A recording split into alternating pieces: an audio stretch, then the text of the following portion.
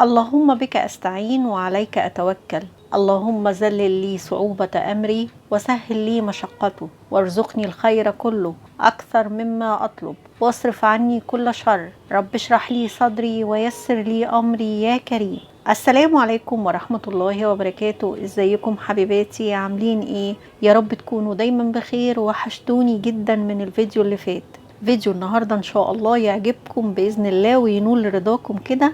فيديو حلو جدا كله نشاط، هنجيب فيه شوية حاجات مع بعض هستعرضها معاكم وهقول لكم على اسعارها وجبتها ليه. كمان هنفرز مع بعض شوية حاجات وهنتكلم مع بعض شوية عن تربية ولادنا، وهتشوفوا كده بنتي وهي بتساعدني ان شاء الله ربنا يحفظها وبتروق معايا البيت. هنتكلم شوية مع بعض عن تربية الولاد وازاي نخليهم يساعدونا، وكمان ما نثقلش عليهم كده، ازاي نصاحبهم. حاجات كتيرة قوي ان شاء الله هتعجب. اول حاجة بديتها في يومي اني حطيت الغسيل في الغسالة، وموضوع الغسيل ده عايزة اتكلم معاكم في فيديو كده لوحده على ازاي نرتب الغسيل وازاي يبقى نضيف ونحافظ على الغسالة. حاجات مهمة قوي يعني كنا اتعلمناها زمان، ولما جبنا الغسالات الاوتوماتيك كسلنا عنها، بس الحقيقة لقيتها هي دي اللي بتخلي الغسيل ينضف ويكون كويس. ان شاء الله هبقى اقول لكم عليها. امبارح نزلت اشتريت شوية حاجات، تعالوا مع بعض نشوف ايه هي الحاجات اللي انا جبتها.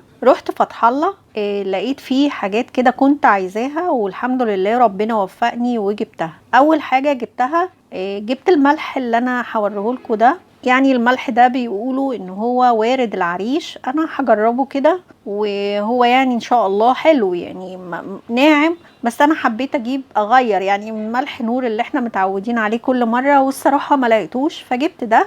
كان بحوالي 19 جنيه. جبت كمان دقيق دوبيلا، كيس دقيق جوز الهند، وكيس دقيق حمص. انا جايباهم يعني علشان اعمل بيهم شوية حاجات طبيعية كده.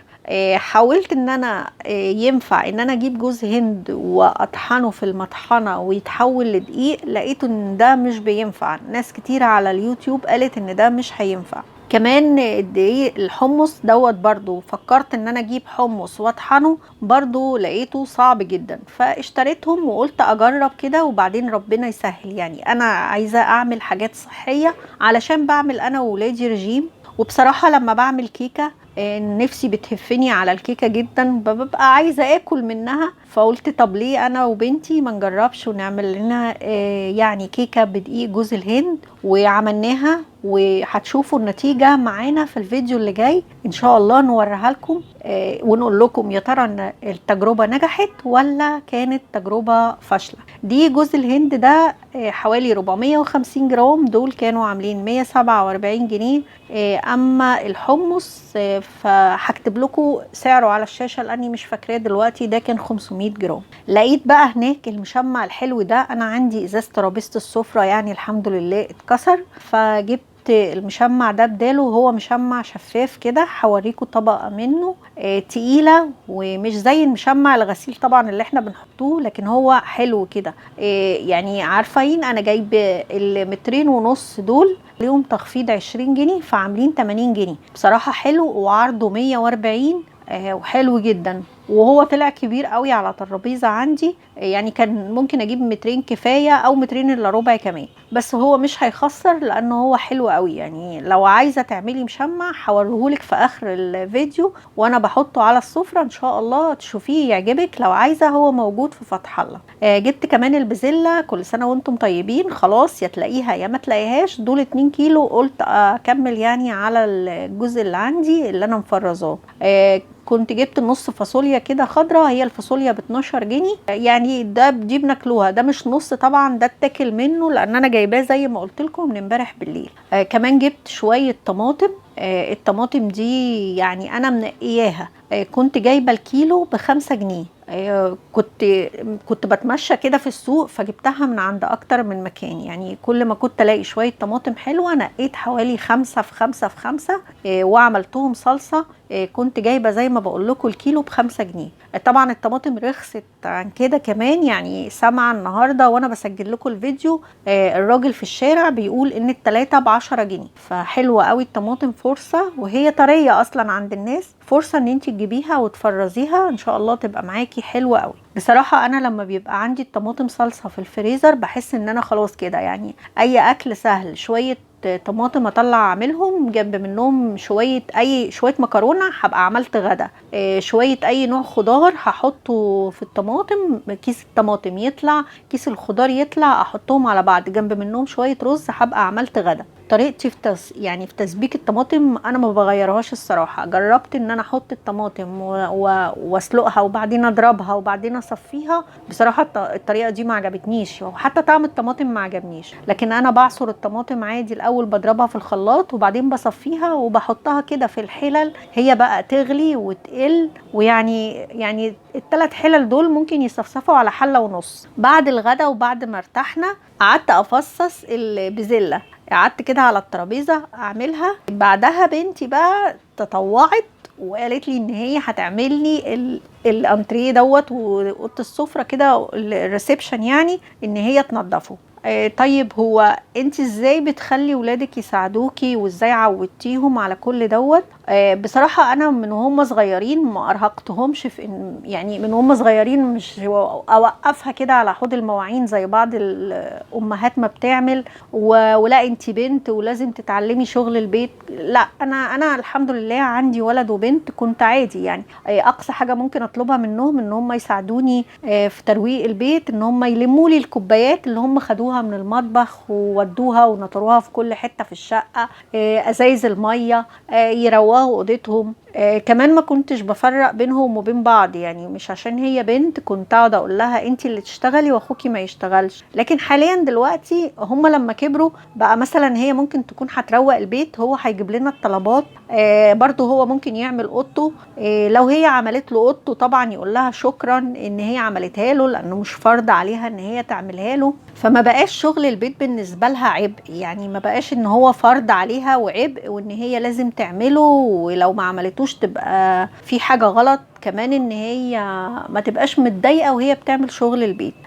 كمان انا ما بضغطش عليها لما بيبقى عندها امتحانات او عندها مذاكرة كتير او عندها شغل مطلوب منها، مش هقول لها بقى سيبي شغلك واعمليه. فعلشان كده انا ما بحسش ان هي بتبقى متضايقة لما اطلب منها تعمل لي حاجة او تساعدني لو انا تعبانة. بالعكس هي من نفسها ممكن تقول لي يا ماما خلاص خليك انتي وانا فاضية دلوقتي، انا اللي هعمل الحاجة دي. كمان في حاجة مهمة قوي، يعني لما بنتك تعمل حاجة ما تروحيش بقى تقعدي تقولي لها انا كنت بعمل الحاجه دي، لا انت بتعملي كده غلط. لا، ما تبتديش الاوضه من الناحيه دي، ابتديها من الناحيه التانية. لا، ما تشيليش الكرسي كده وتحطيه هنا، لا حطيه هنا. لا عادي، هي هتروق الاوضه. بس هي كل واحد في الدنيا، يعني انت نفسك لو رحتي تعملي عند مامتك وانت كبيره كده ومتجوزه ومخلفه، ماما هتقعد تقولك لا ما تعمليش واعملي، واكيد الحكايه دي بتضايق، فانت ما تعمليهاش مع اولادك كتير. هي كنت اعمل كده لحد ما هي قعدت تقول لي يا ماما اعتبري نفسك بتتفرجي على فيديو يوتيوب، استني وشوفي الاوضه لما هتخلص هيبقى فاضل لها ايه، شوفي بنفسك الاوضه بعد كده. لو في حاجه بعد ما انا خلصت خالص وكان المفروض ان انا اعملها وما عملتهاش بيقولي لي.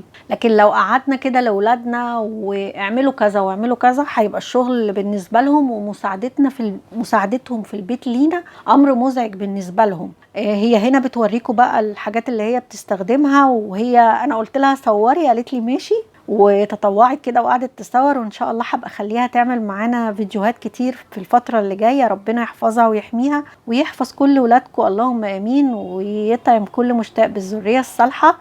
نعمه كبيره من عند ربنا ما يحرمش منها حد ابدا يا رب، ويحفظهم كده ويبارك لنا فيهم اللهم امين. وينصر اخواتنا في الكرب اللي هم فيه ويفرجها عنهم والغمة تنزاح اللهم امين. طبعا انا برضو هنا كان نفسي اقول لها لا انت ابتديتي بالجزء ده ما ابتديتيش، لكن انا والله سكت، يعني ما قلتش اي حاجة. يمكن انتوا في الفيديو هتقولوا لا هي ليه شالت ده الاول، كانت شالت وحطت ده. لا بصوا في الاخر الاوضة كانت جميلة ومتروقة، ما فيهاش حاجة مش نظيفة، كل حاجة فيها اتعملت زي ما انا عايزة. ايه بقى اللي اتعمل الاول وايه اللي اتعمل الاخر كل ده مش مشكلة، المشكلة ان هي عملتها بمزاجها وهي مبسوطة واديت ليها شخصيتها. في حاجة كمان بقى عشان تبقوا عارفين، مش معنى ان ولادكم هيساعدوكوا ان انتوا مش هتعانوا من اشياء. يعني انت هتبقي مرتبة المطبخ ومروقاه وزي الفل، بس هم اتجرأوا خلاص على دخول المطبخ ودخلوا المطبخ، فانت تخشي تنامي كده في امان الله،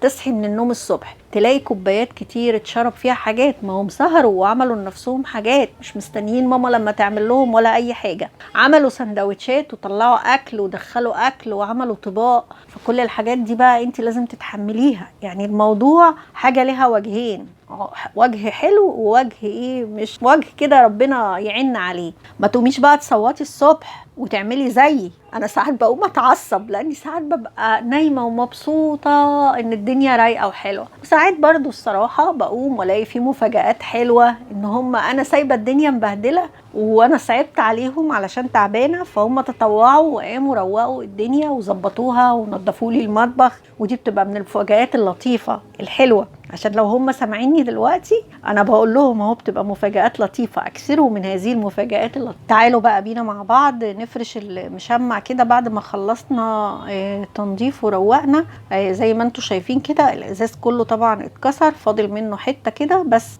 عايزين بقى نفرش المشمع علشان يعني يكون بديل للخشب. طبعا انا لو جبت ازاز دلوقتي هيكلفني مبلغ وقدره، وانا الصراحه مش معايا ان انا اجيب ازاز. ده انا حتى عايزه اجيب مفرش للترابيزه الصغيره ومفرش للترابيزه دي، يعني ايه، قلت لا هو المشمع ده هيقضي الغرض ويكون كويس، يعني هيحميها. طبعا هو حلو جدا، شكله حلو وشيك على فكرة. اتفرد مفضلش مكسر كده زي ما انتوا شايفين، ولا مكشكش، وكان نازل وعارفين حتى لو هتاكلي عليها او كده هيبقى حلو. طبعا انا كمان في الاكل انا حاطه المشمع اللي هو الملون ده عشان بيبقى سهل يتمسح ويتعمل على طول لو هناكل عليها. وفي نهاية اليوم بقى بعد ما خلصت كانت الصلصه بتاعتي اتعملت وبردت خالص، عبيتها في الاكياس زي ما بقول لكم. ببقى فرحانه قوي قوي بالصلصه دي وهي متعبيه كده. عبيتها معاكم اكتر من مره وقلت لكم اهو على طريقتي، لان انا بحطها على النار وانساها. اليوم ده كان الغدا عبارة عن بواقي التلاجة، بواقي أكل كذا يوم لميتهم كده وعملت منهم أكل غدا. يعني كل واحد بقى بيحب حاجة كل منها، علشان كده ما شاركتش معاكم الغدا. لو وصلتي معايا لحد هنا يا ريت تكوني اشتركتي من الزرار اللي تحت الفيديو وفعلتي رمز الجرس علشان يوصلك كل حاجة حلوة بإذن الله، وتنضمي لعيلتي الجميلة. أشوفكم على خير في فيديو جديد. أستودعكم الله الذي لا تضيع ودائعه، والسلام عليكم ورحمة الله وبركاته.